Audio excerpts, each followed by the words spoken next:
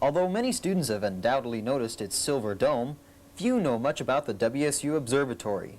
One person who does is astronomy professor Thomas Lutz, who can also tell you what it's like to work there.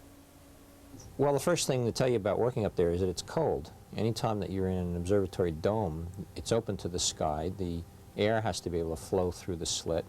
And in fact, if the temperature inside were very different from the temperature outside, you get a lot of warm air currents developed, which would really make the seeing very difficult. It's the same kind of effect as when you look along a road on a hot summer's day and you see all the heat waves rising.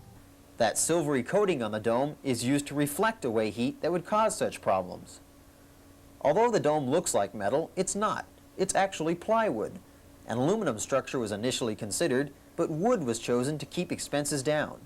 The ingenious design even got a write-up in a trade magazine.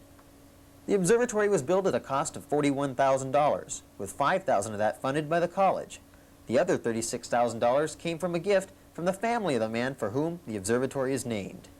The Jewett Observatory was initially constructed in the early 1950s with money that was donated by the Jewett family to the university for that purpose.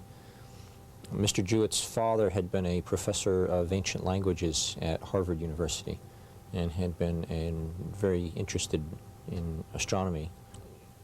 Professor Sidney Hacker, who was the astronomer here in the 1950s, had been contacted by a friend of his at Harvard who told him that there was a 12-inch lens that had come available that had been constructed in the early 1900s by the company that make most of the famous telescope lenses, the big ones at Lick Observatory and at Yerkes Observatory.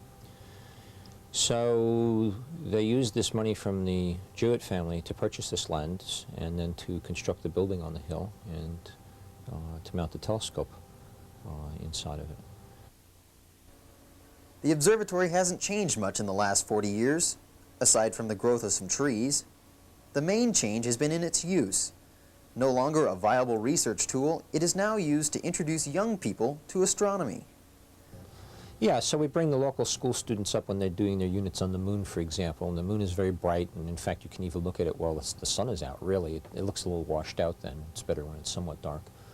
But you can see the craters on the moon, we can see the rings around Saturn, we can see the gap in the rings around Saturn, you can see the clouds on Jupiter and the satellites of Jupiter. So it's good for that kind of thing. It's very useful as an educational tool. It's definitely not a research tool. There are stories of students climbing on the roof to free frozen dome doors, and of one student who locked himself inside at 3 in the morning. But is the place haunted? No, we don't have any ghosts at the observatory. We don't allow them. If your group would like to tour the observatory, contact the WSU Math Department in Neal Hall. Reporting for Cable 8 News, I'm Mike Spencer.